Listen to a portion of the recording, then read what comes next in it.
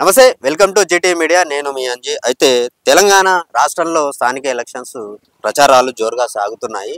నాగర్ కర్నూలు జిల్లా గగలపల్లి గ్రామంలో ఉన్నాం. ఇక్కడ బీజేపీ పార్టీ నుంచి క్యాండిడేట్ నిలబడ్డారు. అయితే బీఆర్ఎస్ పార్టీ ఉన్నప్పుడు ఎట్లా ఉండే గగలపల్లి పరిస్థితి, కాంగ్రెస్ గవర్నమెంట్ వచ్చిన తర్వాత ఈ 2 నెలలుగా ఎట్లా ఉంది, నెక్స్ట్ వీళ్ళు ఏం చేయబోతున్నారు అనేది మాట్లాడదాం. చెప్పండి మేడం, మీ ఊర్లో మీరు సర్పంచ్గా నిలబడ్డారు బీజేపీ పార్టీ నుంచి.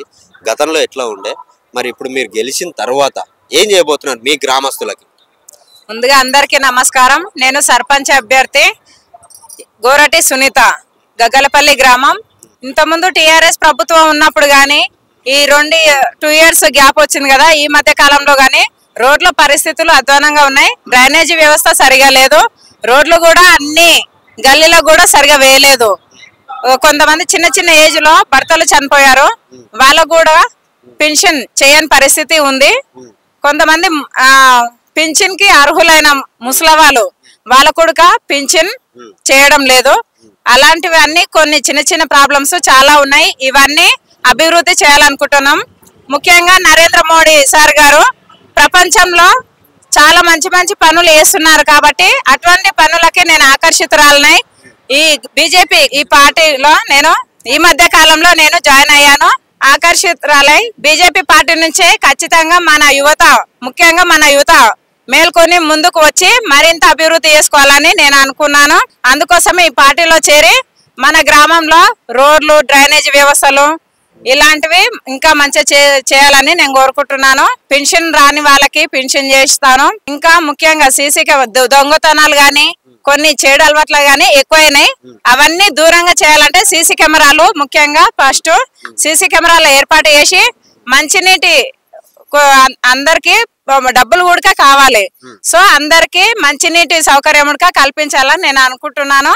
ఇంకా ముఖ్యంగా పెన్షన్ కి అర్హులైన వారందరికి కూడా పెన్షన్ సౌకర్యాలు కల్పిస్తాం. రేషన్ లేని వారికి కూడా రేషన్లు ప్రతి ఒక్కరికి అందిస్తాము.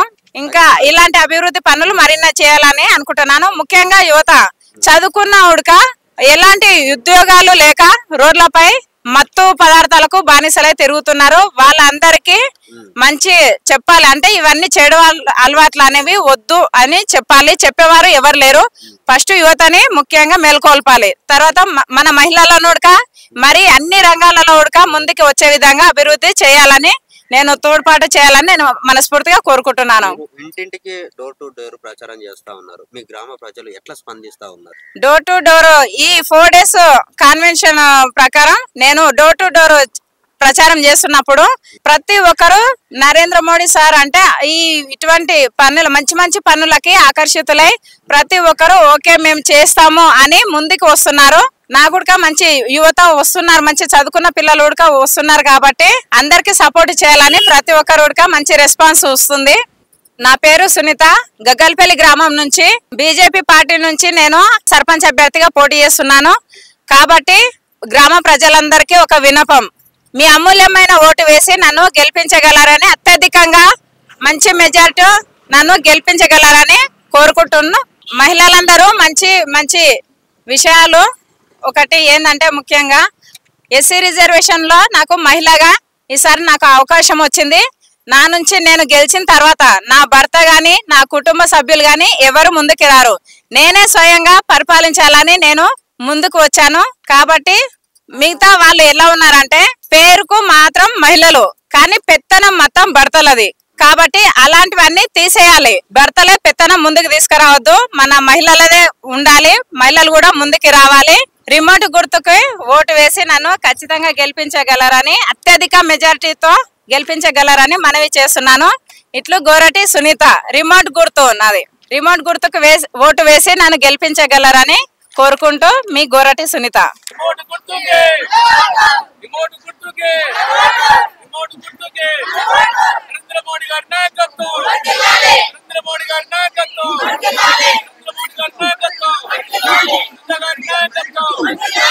Namaskar.